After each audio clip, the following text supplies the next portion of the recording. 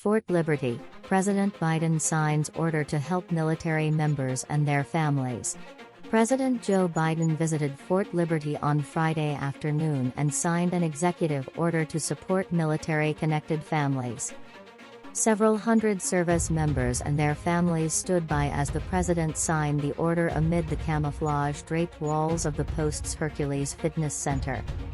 "The most sacred obligation America has is to prepare those we send into harm's way and care for them and their families when they come home or deploy," he said during the signing ceremony.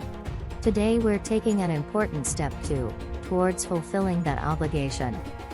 Biden described his order as the most comprehensive set of administrative actions in our nation's history to support the economic security of military families, veterans, spouses, caregivers and survivors. "It matters to our military recruitment and retention. It matters to our troops' readiness and resilience, and it matters to our nation's safety and security," he said.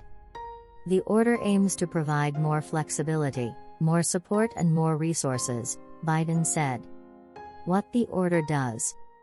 The executive order, officials said Thursday, has 20 actions designed to eliminate employment barriers and increase economic opportunity for military and veteran spouses, and for caregivers and survivors.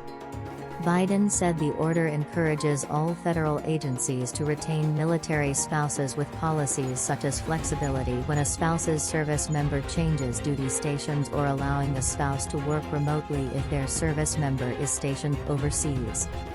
It provides resources to military spouses and includes exploring new federal options like grants and loans for military spouses to start and sustain a business, the president said. The order also allows military families to seek legal assistance tied to employment and requires new training for federal human resource directors related to hiring military spouses and veterans. Finally, it provides more resources to improve military families' access to quality, dependable and affordable childcare, Biden said. Today, we are celebrating the implementation of the Affordable Care Flexible Spending Account. How military families inspired order. Tiffany Zoller, who introduced Biden to the crowd Friday, is among the military spouses who the order is aimed to benefit.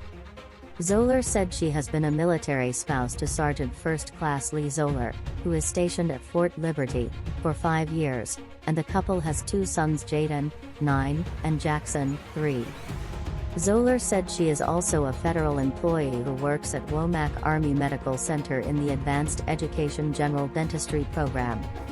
She said she was able to get the job through the Military Spouse Hiring Authority.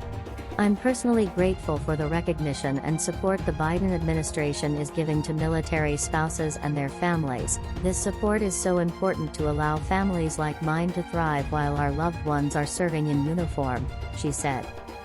First Lady Jill Biden said the order was based on feedback from military spouses through the Joining Forces initiative. The mission of Joining Forces is to support military families, veterans, caregivers and survivors. The initiative, co-launched in 2011 by then Second Lady Jill Biden and then First Lady Michelle Obama, provides active duty military and veteran families support, educational resources and health and wellness programs.